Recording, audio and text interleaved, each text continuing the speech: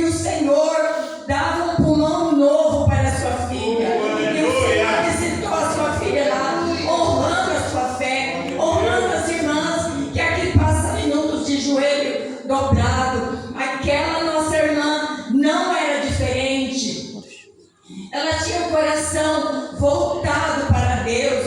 E eu acho interessante que brota do coração dela de oferecer algo para aquele homem de Deus. E ele, recebendo aquelas bênçãos, ele desejou então abençoar aquela mulher. E ele mandou que Geazi chamasse ela e perguntasse: você precisa de alguma coisa? Alguma coisa que eu possa falar ao rei, ou que eu possa falar a alguém para te abençoar? E ela disse: não, eu moro no meio do meu povo. Isso, irmã, quer dizer que ela fez não com interesse de receber algo, mas ela fez por amor à obra. Nós devemos fazer as coisas para Deus, nós devemos fazer a obra do Senhor, não querendo retribuição em nada, não querendo ser visto, não querendo que alguém nos vê, que alguém nos honra. Não, irmã, quem tem que te ver é Ele, porque só Ele pode te ajudar, somente Ele pode mudar a história da nossa vida,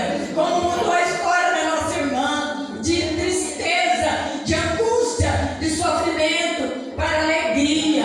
E eu também tenho uma história para contar esta noite, porque eu fiz um propósito no meu coração, que aonde eu fosse para falar da palavra de Deus, eu iria dar esse testemunho. E eu, nesse momento que eu fiz esse propósito com Deus, foi com muita lágrima, foi com muita dor, assim como ela. Eu tenho um casal de filho, e o meu filho foi acidentado, um carro pegou ele de moto, e ele se quebrou, ele quebrou o pescoço, ele quebrou o braço, a perna, ele teve várias faturações pelo corpo. E quando ele entrou no hospital, quando ele deu a entrada naquele hospital, na Santa Casa, ele já estava com um coágulo muito grande de sangue na cabeça, e ele já estava praticamente morto. Quando a minha nora contou a história para mim, naquele momento, irmã, eu perdi totalmente o chão dos meus pés. Quando eu cheguei naquele hospital, que a psicóloga veio para conversar comigo, o médico, e falou assim: olha, é quase impossível, mas não é impossível. Ele ainda disse assim: ó, eu tenho um limite, eu posso ir até uma altura,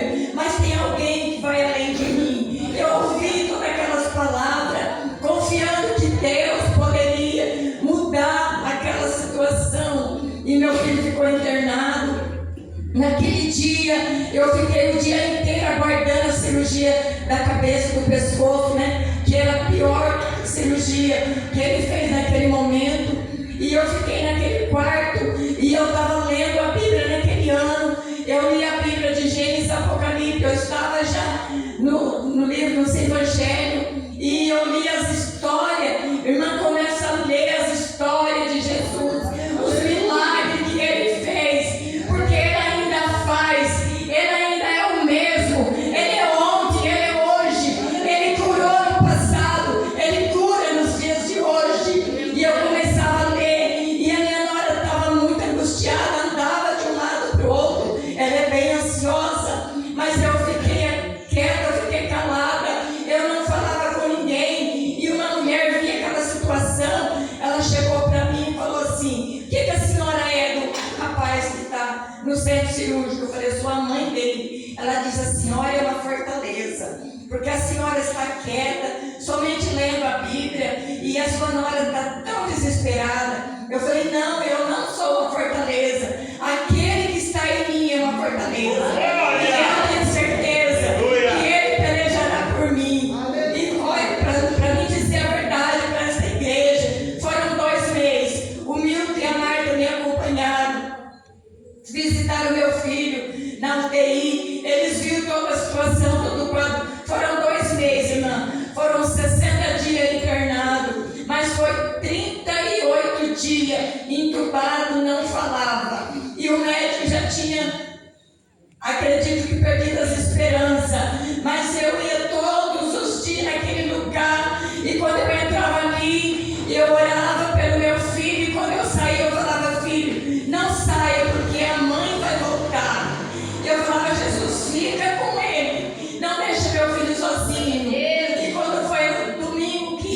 E aconteceu 38 dias. Eu entrei no